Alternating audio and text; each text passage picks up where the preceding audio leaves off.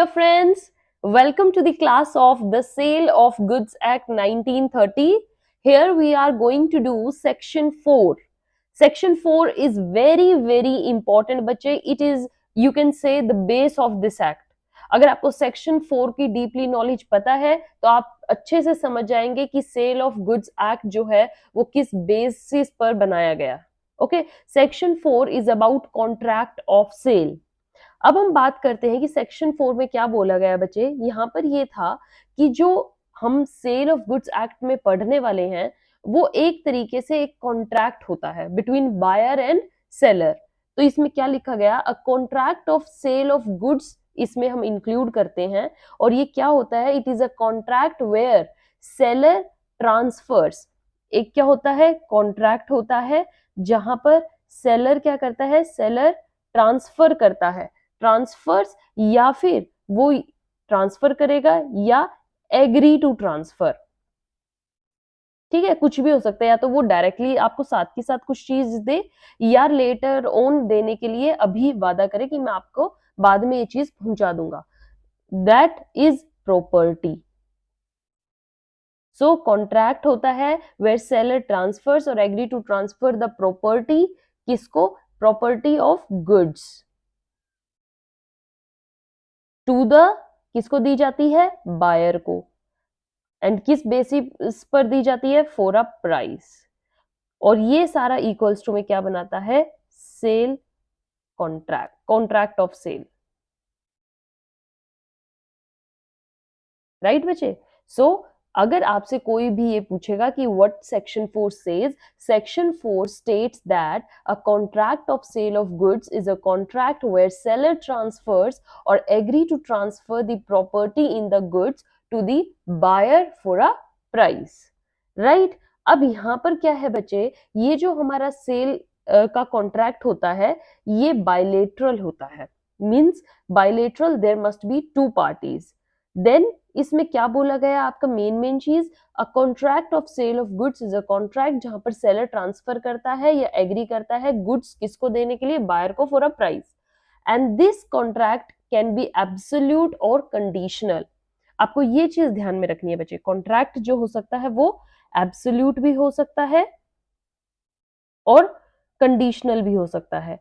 Conditional और absolute का मतलब आप समझे क्या, एब्सोल्यूट मींस फ्रीली मेड किया गया है, जो किसी बाउंडेशन पर बेस्ड नहीं है, किसी कंडीशन पर बेस्ड नहीं है, फ्रीली है. आपने किसी सामान को कहा कि मुझे ये चाहिए और सेलर रेडी है देने के लिए इस एक प्राइस पर, तो आप उसको उसके प्राइस पे कर देंगे और सेलर आपको वो प्रोडक्ट हैंड ओवर कर देगा. मतलब एब्सोल्यूट है, क्लीन कॉन्ट्रैक्ट है, there is no need to complete any pre conditions. और कंडीशनल कॉन्ट्रैक्ट क्या होता है, जो एक कंडीशन पर बेस्ड होता है. अगर वो कंडीशन फुलफिल होगी तभी वो कॉन्ट्रैक्ट बनेगा या तभी वो सेल वैलिड होगी.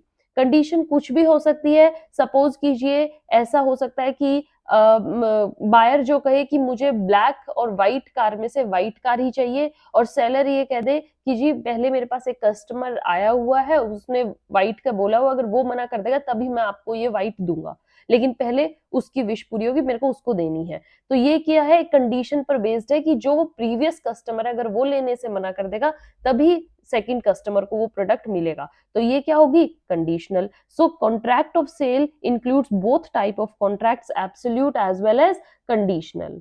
Right. Moving to the next thing, where under contract of sale property जहां पर actually transfer, then there is sale. Means यहां पर मैंने बोला ना सेलर ट्रांसफर्स, डायरेक्ट ट्रांसफर कर रहा है तो इसको हम बोलते हैं सेल. भाई सेल हुई है, मार्केट में आप देखते हो ना, सपोज कीजिए आप मार्ट में जाते हैं शॉपिंग करने, तो वहां पर आपको जो जो सामान चाहिए होता है आप रखते हैं अपनी बकेट में एंड देन यू पे फॉर देम. तो ये क्या होगी, डायरेक्ट ट्रांसफर, सेल हो रही है. बट समटाइम्स क्या होता है बच्चे, there is transfer of property in the goods that takes place on a future time. कुछ फ्यूचर टाइम के लिए भी सेल की जाती है कि आपको लेटर ऑन हम ये बेचेंगे, ठीक है, या आपको 2 महीने बाद ये सामान मिल जाएगा. That are subject to some condition. कुछ टाइम बाउंडेशन होती है या कुछ कंडीशन बेस्ड होती है. तो ये दोनों जो चीजें होती हैं ये कॉन्ट्रैक्ट क्या कहलाया जाता है, agreement to sale. Where there is agree to transfer for a future time, उसको हम बोलते हैं एग्रीमेंट टू सेल. तो यहां पर क्या हुआ, अगर आपको क्वेश्चन ये आए क्या कॉन्ट्रैक्ट ऑफ सेल सेल को इंक्लूड करता है या एग्रीमेंट टू सेल को इंक्लूड करता है? तो आपने क्या बोलना है, contract of sale includes both sale as well as agreement to sale. Why? क्योंकि सेल तो होती है जो डायरेक्टली ट्रांसफर हो जाती है तुरंत at the time actually transfer takes place, और एग्रीमेंट टू सेल होता है when sale is based on the future time period और ऑन सम कंडीशन। सो वो होती है हमारी एग्रीमेंट टू सेल। ओके बच्चे, then next thing is agreement to sale. Sale तभी बनती है जब वो टाइम पीरियड या तो पास हो जाए या वो कंडीशन फुलफिल हो जाए। जैसे यहाँ पर था कि प्रीवियस जो कस्टमर है वो मना कर देगा तो आपको व्हाइट कार मिल जाएगी, प्रीवियस कस्टमर ने मना कर दिया मतलब कंडीशन फुलफिल होगी, आपको मिल गई, तुरंत वो सेल बन गई।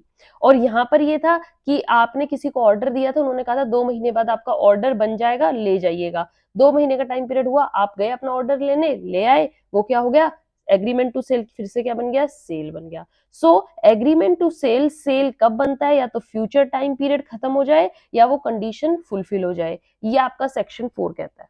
ठीक है, तो अब मेनली कॉन्ट्रैक्ट ऑफ सेल के बारे में आपको कंप्लीट नॉलेज मिल गई। क्या? It is a contract where seller transfers या agree to transfer the property of goods to the buyer for a price. It is called contract of sale. It can be absolute as well as conditional. It includes both sale as well as agreement to sale.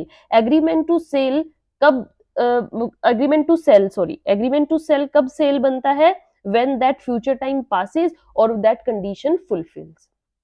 Right बच्चे, अब आ जाते हैं कुछ ingredients या कुछ features of this contract of sale. तो आपसे कोई फीचर पूछेगा तो क्या क्या होंगे? First feature is it's the bilateral.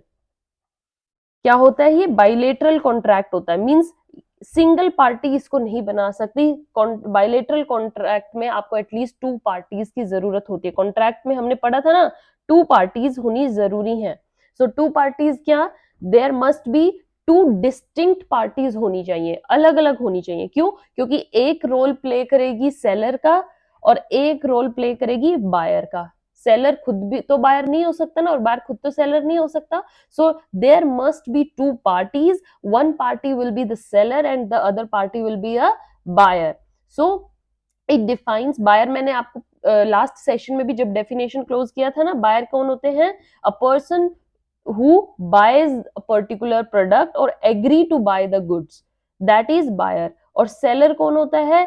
A person is seller who sells or agree to sell the goods। Agree हम साथ में लेके चलेंगे बच्चे। बायर जो खरीदना चाहता है और सेलर जो बेचना चाहता है, उनको हम बोलते हैं, और ये दोनों मिलके क्या बनाते हैं? Bilateral parties to the contract. Okay, now the next feature क्या आएगा? सेल। कॉन्ट्रैक्ट ऑफ सेल में नेक्स्ट थिंग होती है गुड्स। हम सब पढ़ते आ रहे हैं ना, property of goods, buy ready to buy a good, seller is ready to sell the good. It means every kind of movable property. वही डेफिनेशन जो हमने कल करी थी, कौन सा क्लोज था? 2 का 7 क्लोज। ओके, सेक्शन 2 का 7th क्लोज पे आपको गुड्स की डेफिनेशन दी है। टिप्स पर लर्न होनी चाहिए, उसको लिख के आना है। मैं एक बार और बता देती हूँ, every kind of movable property वो गुड्स होती है other than actionable claim and money. But ये इंक्लूड क्या क्या करती है? स्टॉक भी इंक्लूड करती है, शेयर्स भी, growing crops, grass, timber and anything जो आप अर्थ से, सीवर या उसको अलग कर सकते हो, वो मूवेबल प्रॉपर्टी की कैटेगरी में आती है। थर्ड फीचर क्या होगा? प्राइस। ये भी कल इसकी डेफिनेशन करवाई थी। प्राइस, प्राइस मींस आप फ्री में किसी से कोई प्रोडक्ट नहीं ले सकते हो। अगला पर्सन आपको गिफ्ट नहीं करेगा, आपको इन रिटर्न पे करना है, और नेक्स्ट पर्सन जो सेलर है वो भी तभी रेडी है आपको कोई चीज देने के लिए, कोई प्रोडक्ट ट्रांसफर करने के लिए, जब इन रिटर्न उसको आप प्राइस दोगे, उसको प्राइस मिलेगा। सो कंसीडरेशन हम इसको बोलते हैं। कंसीडरेशन कुछ ना कुछ होनी चाहिए, विदाउट कंसीडरेशन कॉन्ट्रैक्ट नहीं होता है बच्चे। Okay, so consideration must be there for a contract of sale.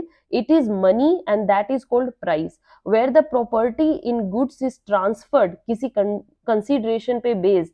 अगर आप बाय चांस सपोज करो मनी नहीं दे रहे हैं, then it will not be a sale। ऐसे तो बार्टर सिस्टम हो जाएगा, आप इन रिटर्न में कुछ दे रहे हो, रिटर्न में प्राइस ही होना चाहिए, मतलब मनी की फॉर्म ही होनी चाहिए। आप जब कुछ कोई सामान खरीदने जाते हो, आप सपोज कीजिए अपनी ड्रेस लेने गए, तो वहां पर ये थोड़ा है कि आप पुराने कपड़े दे देते हो या कुछ रिटर्न में कोई और प्रोडक्ट दे देते हो, नहीं, आप उनको पैसे ही देते हो और इन रिटर्न आप अपने लिए ड्रेस ले आते हो। So that must be money, but exchange या बार्टर सिस्टम होगा तो वो आपका सेल में इंक्लूड नहीं होता है। Where goods are exchange for goods, this is not sale, but where goods are sold for a definite sum and price आपने उसका पे कर दिया है, या ये लगा लो कि प्राइस इतना ज्यादा था, आप उनको ये बोला इंस्टॉलमेंट में मैं पे कर दूंगा, तभी भी वो सेल मानी जाएगी, बट एटलीस्ट प्राइस होना जरूरी है। आप उसको फुली पे कर रहे हो नहीं कर रहे हो, दैट डजेंट मैटर, राइट बच्चे? correct? So these are the few features of this. Next is transfer of general property in goods, मतलब वहां पर ट्रांसफर ऑफ प्रॉपर्टी होना चाहिए, ट्रांसफर की जानी चाहिए चीज, right? Means all the right should be go to the buyer which are to the seller, जो सेलर के सारे राइट्स हैं उनके पास, आपने प्रोडक्ट अगर उनको दिया है तो उस प्रोडक्ट के भी सारे राइट्स बायर को ट्रांसफर हो जाते हैं। जैसे राइट ओनरशिप, ये प्रोडक्ट आप इसको ओन करते हो। राइट ऑफ इंजॉयमेंट, ये प्रोडक्ट आपका है तो इसको इंजॉय कीजिए। राइट ऑफ पोजेशन, इस प्रोडक्ट को आप अपने पास रखिए। अब आप आपके पास सपोज कीजिए यही ड्रेस की ही हम एग्जांपल लेते हैं, ड्रेस लेने गए तो आप जब ड्रेस लेकर आते हो तो वो किस लिए लेके आते हो, आप प्राइस पे कर रहे हो, that dress belongs to you, you are the owner of that dress, you will wear it on any occasion। आपको ये तो नहीं है सेलर ये बताएगा कि आपको तब नहीं पहननी है, अब मेरे को रिटर्न कीजिए या ये ड्रेस वापस ले आइए, इसका ओनर तो मैं हूँ, इसको जैसे जब डालना है मेरे अकॉर्डिंग चलना। No, you are the true owner and that's why there is transfer of ownership।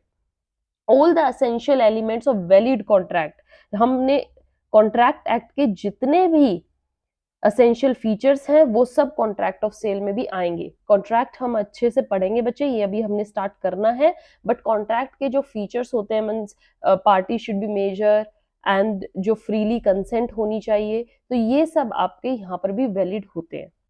So this is it for today's session. I hope you enjoyed it.